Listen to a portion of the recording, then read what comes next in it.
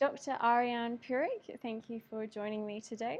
Yeah, thank you for inviting me to speak with you. So, Ariaan, you are a climate scientist, a lecturer at the School of Earth, Atmosphere and Environment at Monash University, and a chief investigator here at SAEF. Could you tell me a little bit about your background and the current research you're undertaking? Yeah, thanks. So, as you've said, I'm a climate scientist, and my research is really interested in understanding uh, the large-scale climate variability and change of the southern hemisphere. And in particular, I'm interested in understanding how the atmosphere and the ocean and the ice are changing and interacting. Um, uh, Looking at the recent past so that we can understand what's going to happen in the future. Mm-hmm, mm-hmm. Now, Ariaan, in February of 2023, only last year, Antarctic sea ice set a record minimum, and there have now been 3 record low sea ice summers in 7 years. Could you tell me about the factors contributing to this low sea ice state and how the atmosphere acts as a driver of sea ice variability? Yeah, sure. So there's a lot of things in this question. I guess if we take a step back and think about what even is sea ice, sea ice is the layer, the surface ocean that freezes each winter when it gets very cold. And so sea ice forms around Antarctica each winter and then it melts back each summer with the seasonal cycle as we get warmer and cooler weather. And usually around Antarctica, sea ice is at its annual minimum in February. And so what we're thinking about here is we're thinking about how is February sea ice in one year different from another year. It's usually at its annual lowest in February, but what's remarkable is that over the recent years we've been having very low sea ice summers. And so in 2023 it was the lowest February sea ice, which meant it was the lowest sea ice ever on record. And that, as well as the fact that we've been having these repeat low sea ice summers. There was very low sea ice in February 2022. There was actually very low sea ice again this year in February in 2024, suggesting that something in the sea ice system have changed.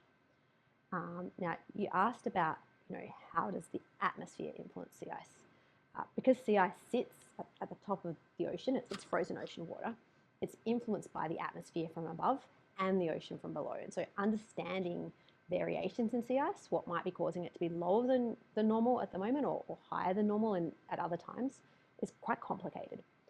When we think about how the atmosphere can drive sea ice, the way that the winds blow across the surface ocean is really important for sea ice. So the winds can spread sea ice out and drift sea ice northwards and allow sea ice to occupy a large area, or it can compact sea ice in.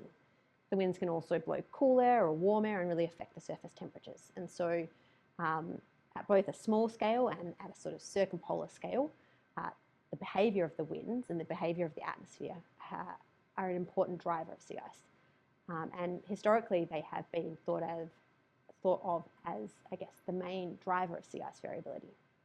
What's, I guess, challenging our views of this is that over the recent years, when we're seeing these repeated low sea ice summers, over this period, we're actually seeing that the atmosphere seems to be having perhaps less of a role in driving the sea ice variations.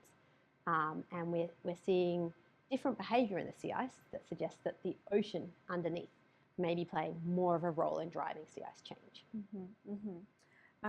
Continuing on from this point, in your recent study co-authored with Dr. Edward Doddridge, it was reported that the new minimum sea ice extent observed in February of 2023 was 36% less than the average daily minimum sea ice coverage between 1979 and 2022.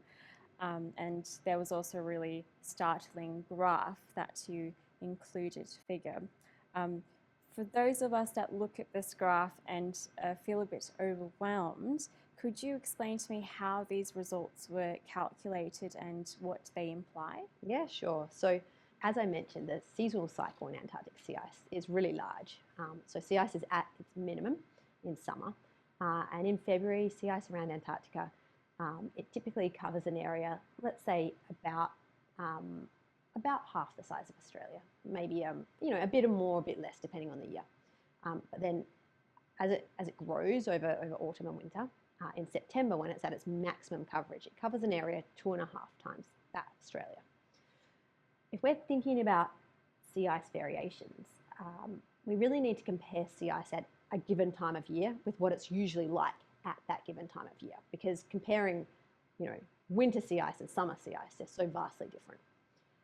So what we've done in this figure is we've compared sea ice, at each point in time to the same points in time in other years. January sea ice is compared to January sea ice, February sea ice is compared to February sea ice, and so on. And we can see in this way, if sea ice is covering a larger extent than normal in January, it'll be above the zero line. If sea ice is covering a lower extent than usual, it will be below the zero line. And I guess what's remarkable across this graph is there's lots of wiggles. Sea ice changes, and each year is different from every other year. When we look at the early part of the sea ice observational record, we show this in this figure in grey, and we can see that most of the grey lines are centred around zero.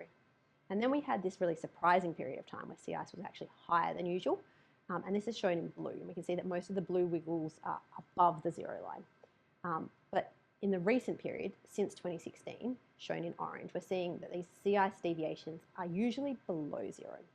And then 2023 just stands out. It's off the charts. You don't need statistics to tell that something different was going on in that year. So it's this bold line, and it's sitting for almost the whole year, well below all other years of sea ice. And this is suggesting that something really different is going on in the sea ice system, something that we don't understand yet fully, something that we haven't seen previously in the observational record. And so this is really concerning, and it's prompting a lot of research into understanding what is driving sea ice at the moment in general, and in particular in 2023, what made sea ice so low. Because you're right, 30% below average is a really huge amount. Mm-hmm. With regard to the variations you talked about, how much of these changes can we say is due to natural variability versus climate change? Yeah, so that's a really, really good question, and it's actually quite difficult to answer. We don't know at this point in time. What we do know is that there are large-scale variations in Antarctic sea ice, and it goes through periods of time, decades where it's lower, decades where it's higher. And so it could be that we are in a sort of period of sea ice coverage that is lower because of natural variations. We also know that anthropogenic warming, emitting greenhouse gases into the atmosphere, is warming the atmosphere, and that this is warming the Southern Ocean. So combined with this possible natural variability, we know we have this warming trend in the Southern Ocean. And what we're finding is that the ocean seems to be playing a stronger role in driving sea ice change in the recent years. So sea ice is really variable. We have periods of sea ice with higher sea ice coverage and periods of sea ice with lower sea ice coverage. And so it's difficult to know, could we just be in a naturally low sea ice period at the moment? This is certainly a possibility. But what we do know is that as we emit greenhouse gases, we are warming the atmosphere, and this is warming the Southern Ocean. And we know from climate models over long periods, and we know from what we fundamentally understand about a warming Southern Ocean, that eventually sea ice will decline with a warming Southern Ocean. And so whether or not we have this natural variations in sea ice contributing to low sea ice at the moment, we know for sure that we have greenhouse gases warming the Southern Ocean, and a warm Southern Ocean will eventually cause sea ice decline. What proportion of the current low sea ice is due to increasing greenhouse gases versus natural variability, we don't know. But we know that as the Earth continues to warm, climate models project that sea ice will continue to decline. Ariaan, what are the implications of the variations that happen seasonally and annually in sea ice? Yeah, so that's a good question. I guess sea ice is this, somewhat abstract thing to think about, right? We don't spend most of us don't spend a lot of time thinking about how much of the ocean is frozen. But it's actually a really important component of the Earth system as a whole. It influences our climate, it influences ice shelf stability, and it influences ecosystems. And so it plays these roles, and so it's important to understand what are the implications if sea ice is lower than normal. So I guess the first sort of thing I like to think about when I'm thinking about sea ice is its role in large-scale climate. Sea ice is white, and so this means that it's reflective, and it plays a really important role in influencing the Earth's radiation balance. So if we think about sunlight coming down through the atmosphere, if it hits sea ice, it's reflected back to space, and this keeps the surface relatively cool. If we have a low sea ice state, like we did in 2023, we don't have this reflective surface over the ocean, and so this incoming sunlight is absorbed by the ocean instead, and it warms the surface. And so we know that through this sort of influence on the surface reflectivity, sea ice is important in influencing the Earth's radiation balance, and this is important in regulating global climate. As sea ice declines, we actually get amplified warming due to the absence of sea ice because more sunlight is absorbed in the surface Southern Ocean. Sea ice is also really important in physically protecting the ice shelves around Antarctica. So this gets pretty technical because we're talking about different types of Antarctic ice, and it's kind of confusing. So as I said, sea ice is the frozen ocean water, and it's quite a thin layer, and it forms and melts. Most of it forms and melts each season. Over the Antarctic continent, we have really thick layers of ice, which is formed over millennia as snow is compacted on the continent. And so this forms the Antarctic ice sheet. In some places, the Antarctic ice sheet is many kilometres thick. And because it's really high and thick, some of the Antarctic ice sheet flows very slowly out towards the ocean. And some of it floats out onto the ocean, forming ice shelves. And these ice shelves, they can collapse and form icebergs, and they can melt from underneath.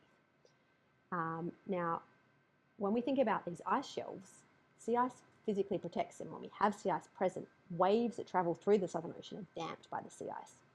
When we have these really low sea ice years, like in 2023, we have less of this physical protective barrier around the ice shelves. And this can cause the ice shelves to collapse and fall into the ocean faster than they otherwise would. This is significant because these ice shelves buttress the rest of the ice sheet.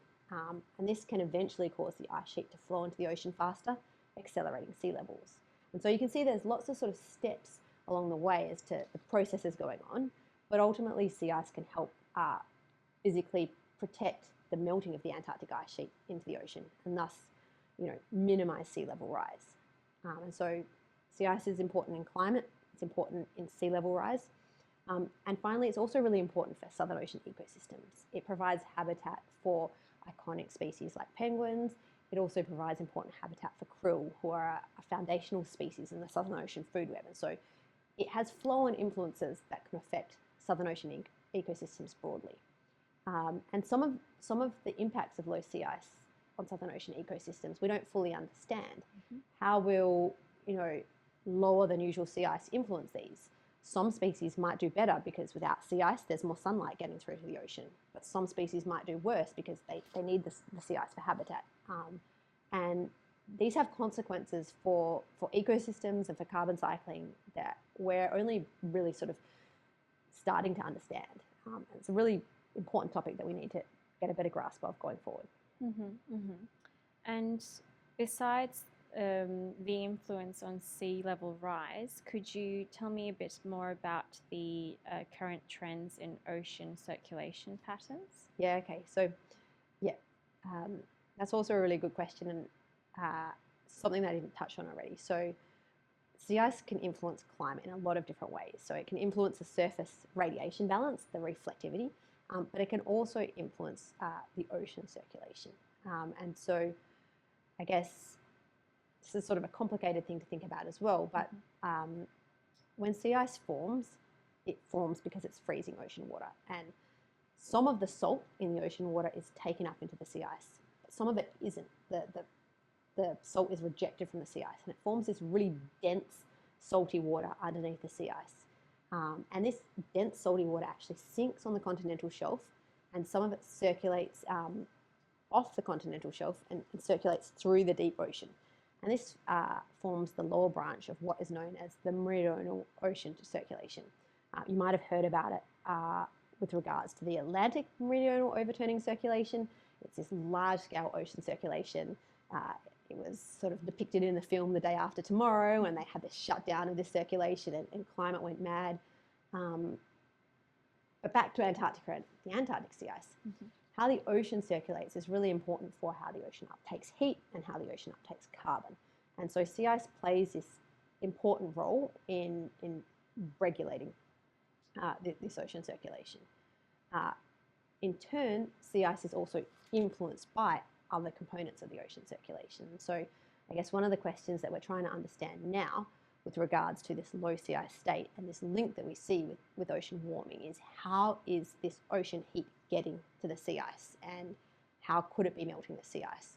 Mm-hmm. Is the Southern Ocean warm everywhere? Is it circulating in a different way because the atmospheric circulation is changing with increasing greenhouse gases? These are questions that we don't have all of the answers to yet. Mm-hmm. Mm-hmm.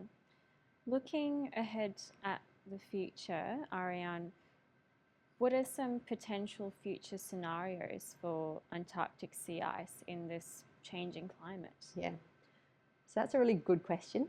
And I guess there's sort of a simple answer and a more complicated answer. Mm-hmm. The simple way to think about it is sea ice is variable, but it's also likely quite responsive to global temperature.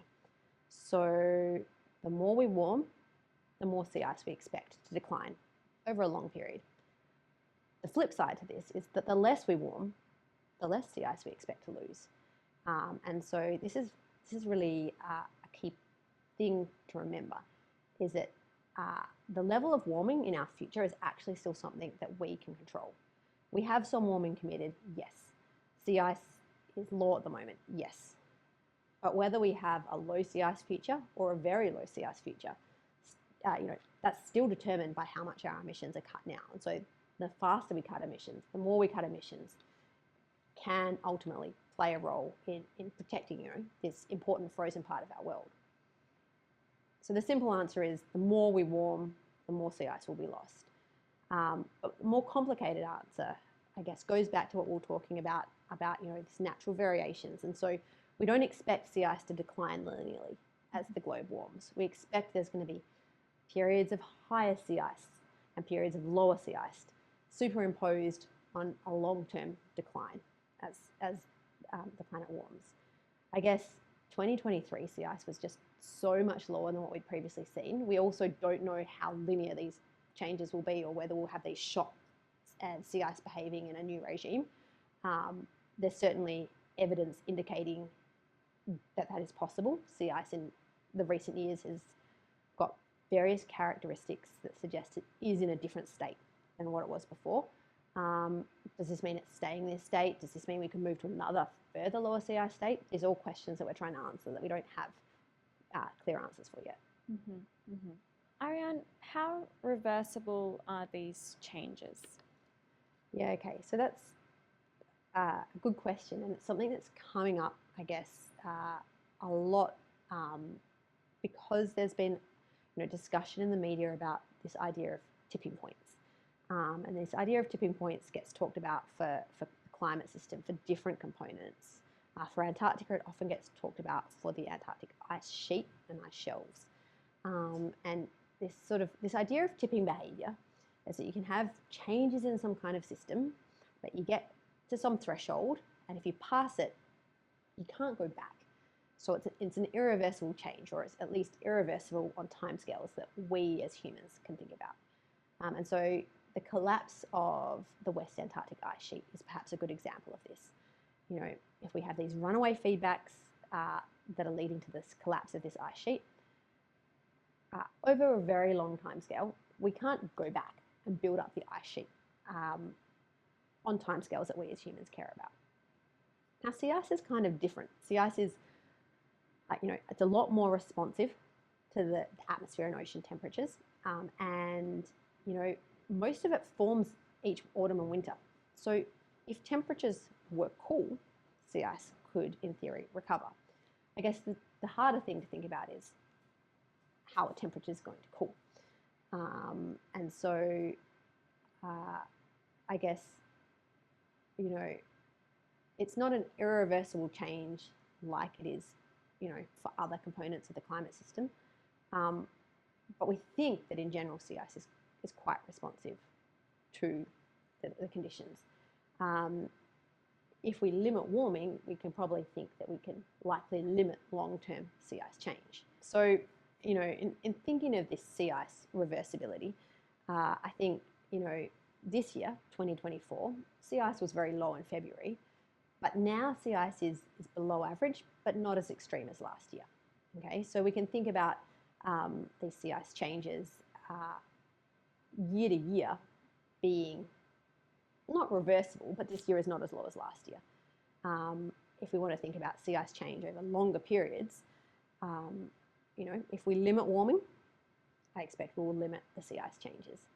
And lastly, Ariaan, what are some words of encouragement you might have for those of us who might feel disheartened or feel like we have a lack of agency when faced with these current trends and in sea ice levels? This is a really tricky point because it is disheartening. It's really disheartening to be hearing about any kind of climate disaster. It's not one climate disaster. It's a series of things happening year after year. And last year, sea ice was so exceptional. It was hard not to be disheartened by it. I guess the thing that I try and remember when thinking about this is that the possibilities of future scenarios are still in our hands. And so while we are committed to some amount of warming because of the greenhouse gases that are already in the atmosphere, what happens in the future is still up to us. And so we can continue to reduce our emissions, reduce them as much as we can, as fast as we can, and this will limit future changes. And so I think this is really a forward-looking kind of prospect. What's happened in the past has happened, but going forward we can control how much the world warms and how much ice is lost. And while we often feel like we don't have much agency around this, if we can encourage those around us to care about these frozen places, if we can encourage those around us to reduce their emissions, we can really limit the future change for the Earth system. Mm-hmm. Mm-hmm. Most definitely. Well, Dr. Ariaan Purich, thank you very much for your time. Yeah, thanks.